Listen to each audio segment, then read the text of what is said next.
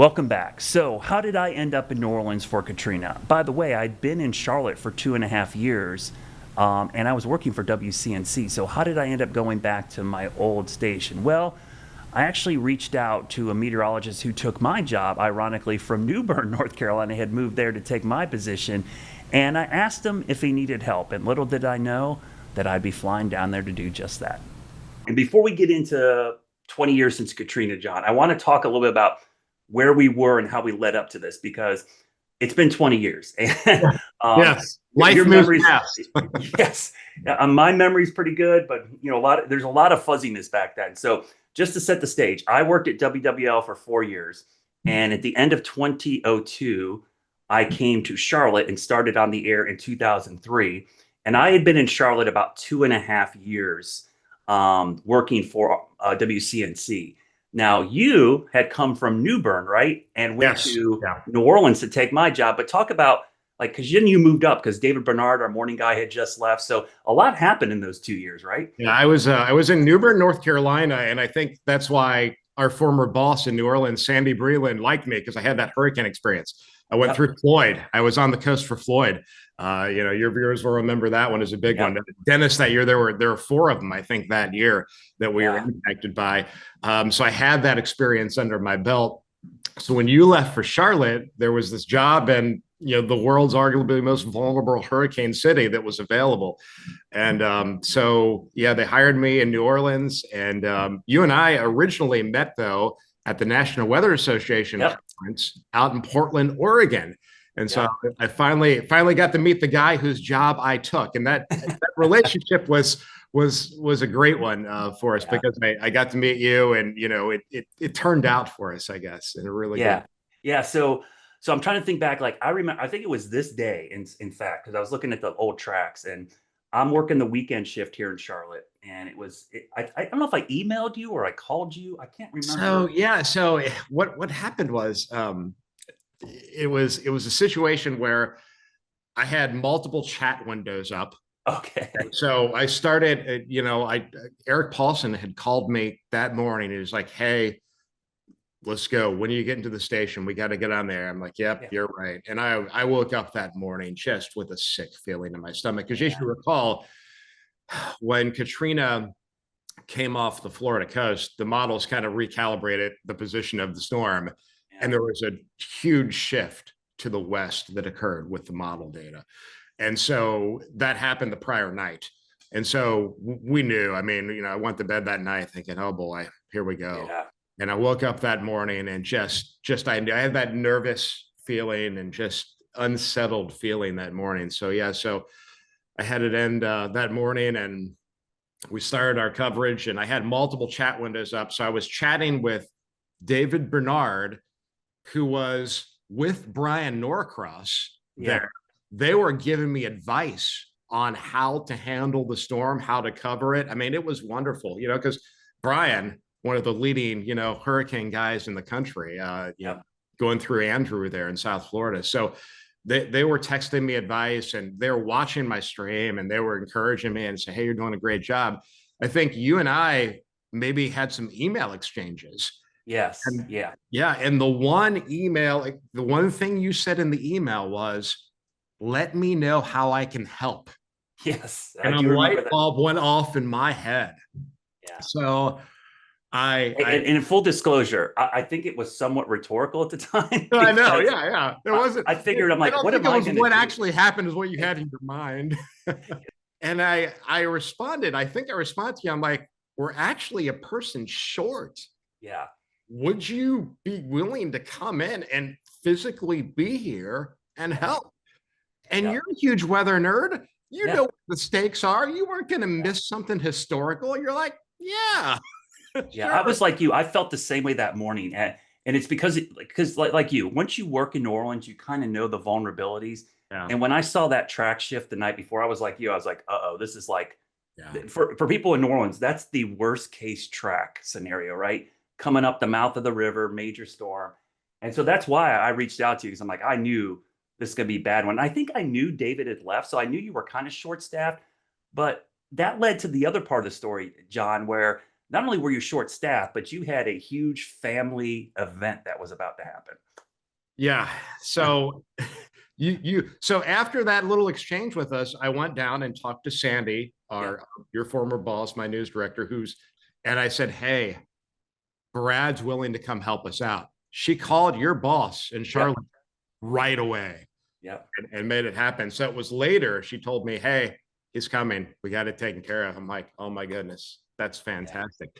So yeah, so one of the reasons that I had so much anxiety waking up on that Saturday morning was the fact that my wife was 9 months pregnant with her first child.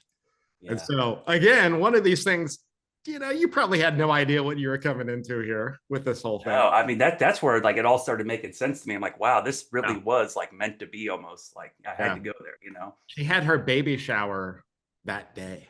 Oh wow. So she was, with some ladies doing her baby shower while I was at work, doing what I did. So it was some pretty high stakes stuff going on right there.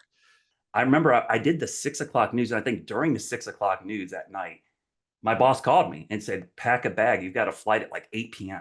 All right. Yeah. So yeah, Well, it's like 6 o'clock, and the flight was like at 8:20 or something. Now, thankfully, I'm close to the airport, but I had no luggage, so I'm calling my future wife, who's my girlfriend at the time, yeah.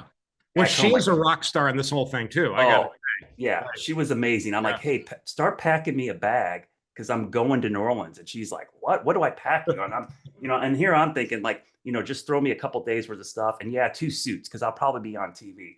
Well, Yeah. I never wore any of those suits. Oh my goodness. I Yeah. think I wore a tie the first day doing the morning show, and that was about it. But It was yeah, so I incredible. told her and literally went home, grabbed my bag, and thankfully I grabbed my PowerShot Canon camera. It was the only thing I could Oh yeah, document. I had one of those back in the day.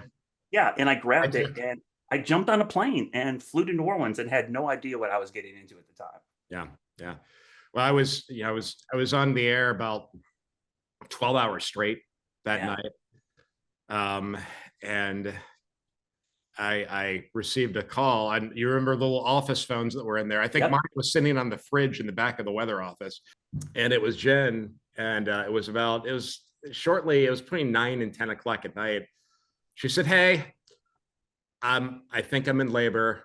Oh, My friend Karen's taking me to the hospital." And it was like, whoa, okay.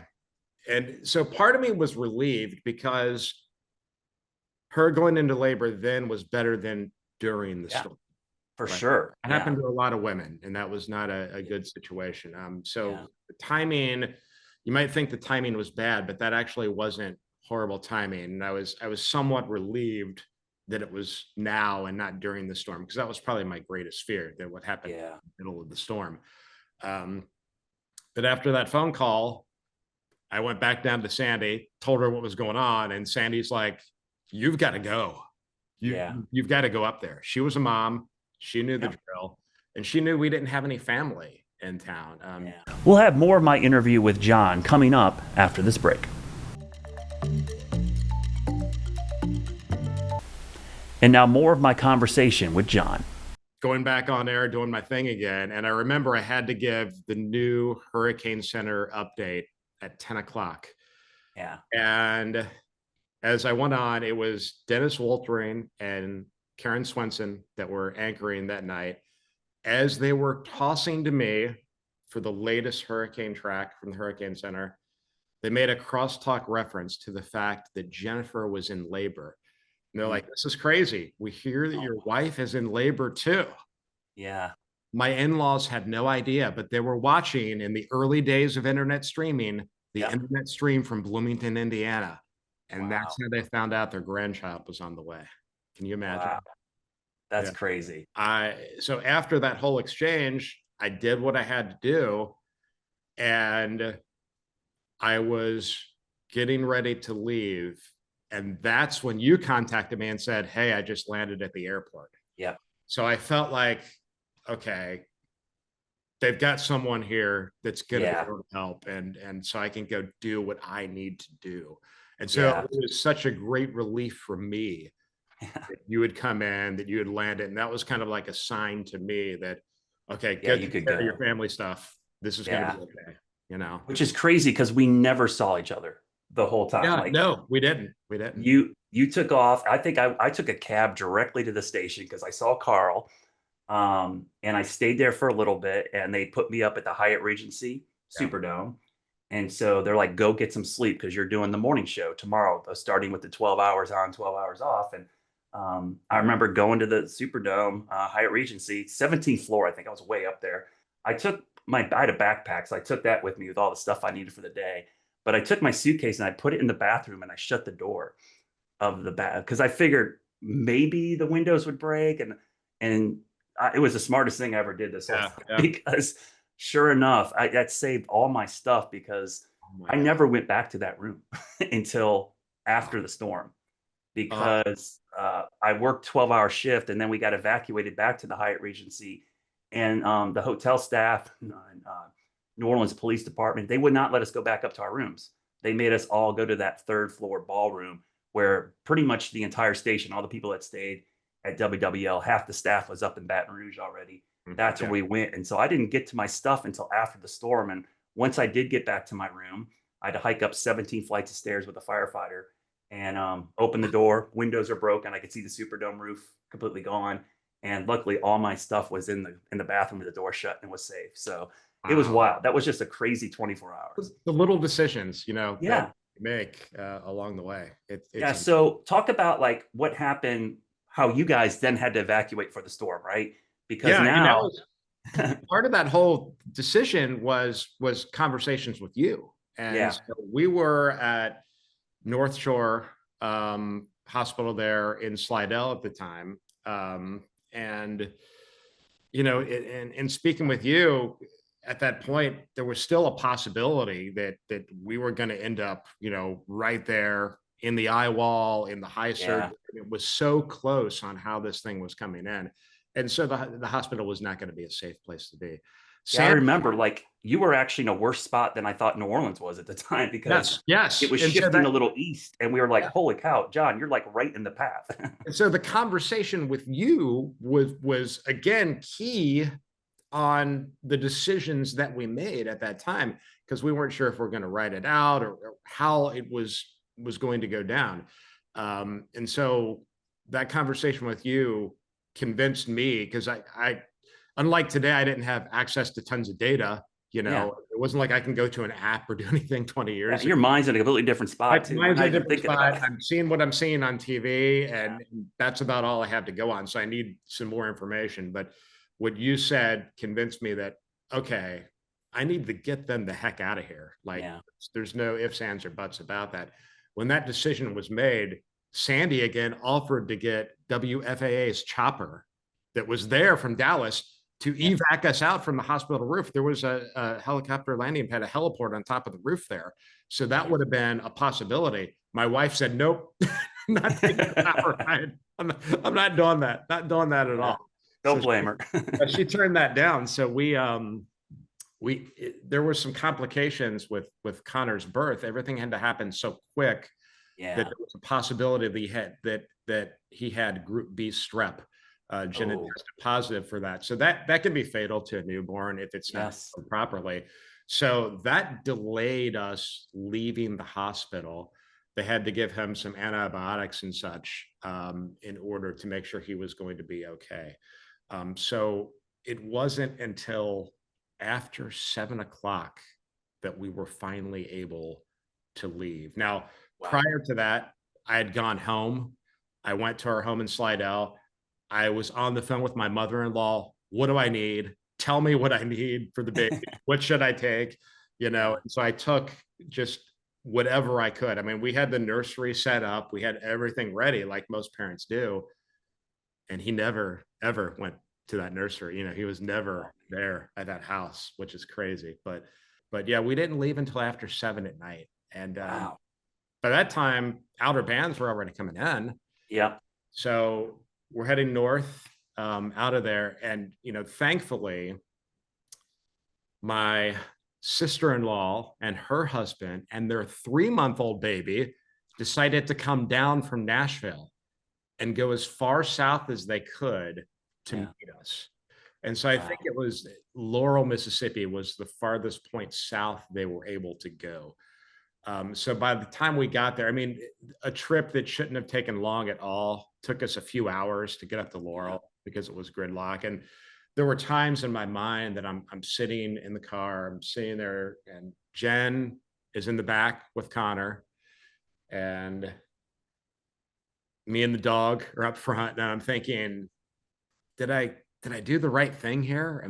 Are we gonna get stuck out here? Are we not gonna be able to make it out of here? Like, Yeah. what's gonna happen? We didn't have Google Maps back then. We didn't have Waze. We couldn't Yeah. see how long it was really going to take. We just knew that we weren't moving, and Yeah. we were just sitting there.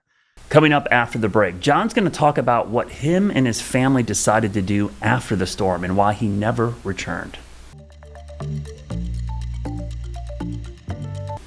I continue my interview with John Gumm.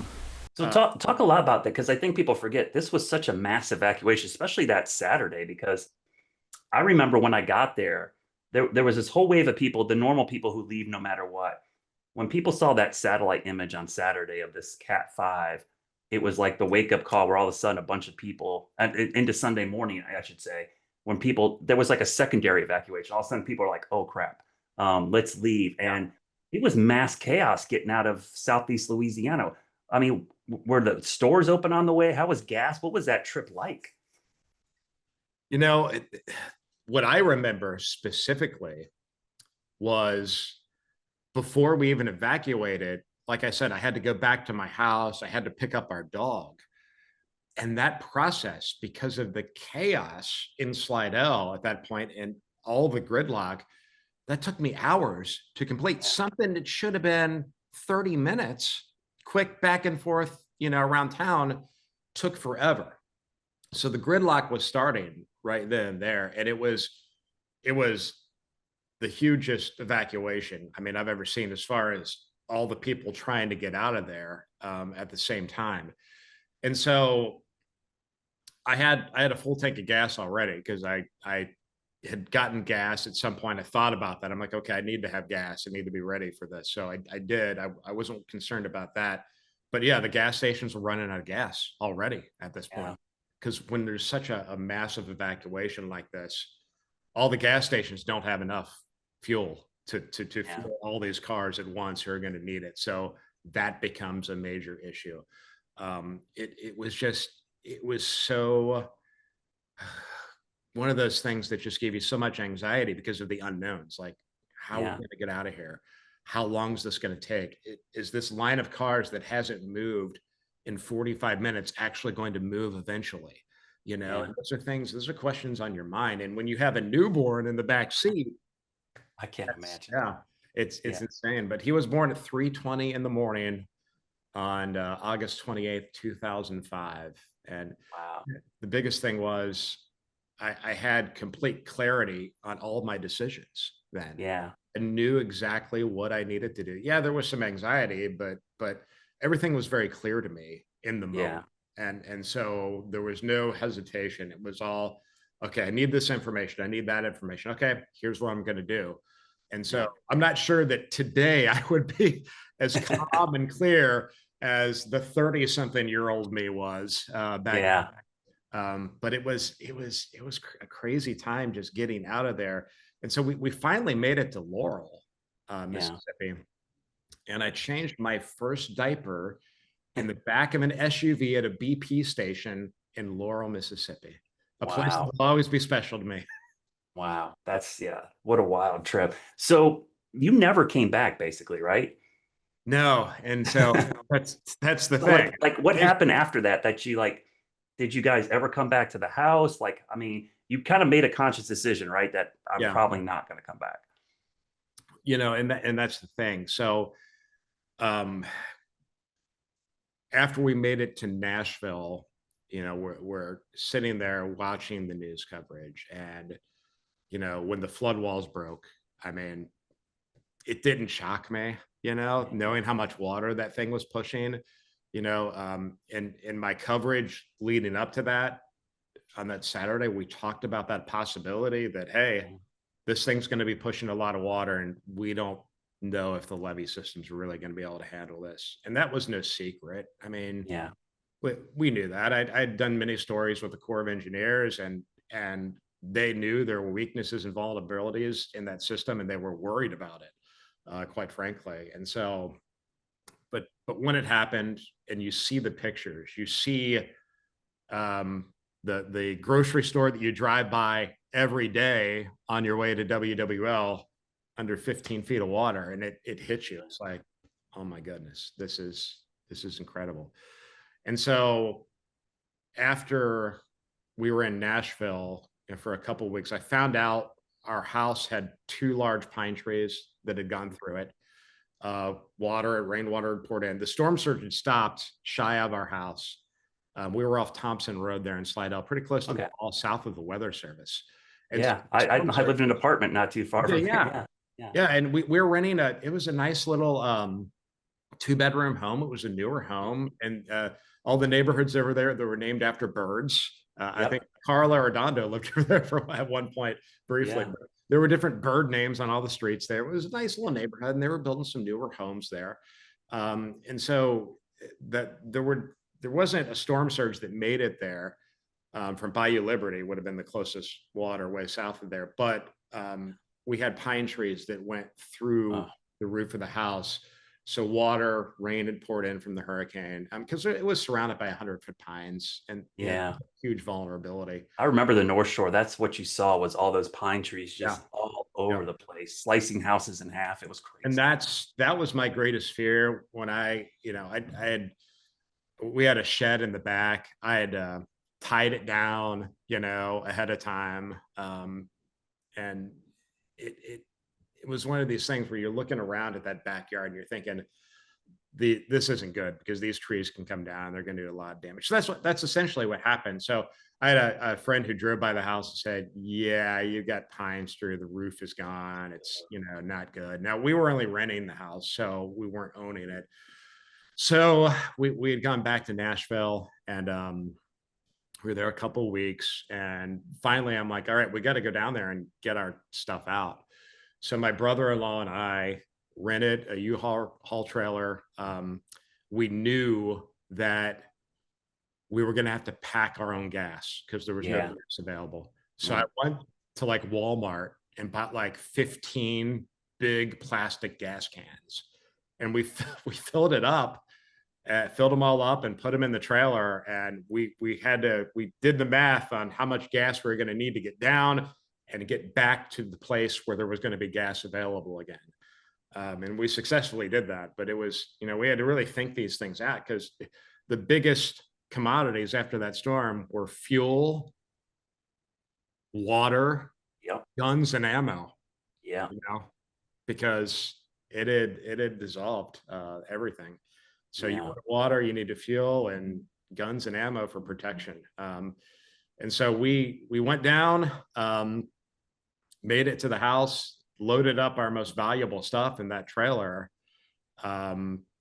got out the stuff we thought that we needed to get because there was a lot of looting going on, obviously, and thankfully Yeah. nobody had touched our neighborhood. Everything was fine, and we got all that stuff back out and put it back in storage in Nashville.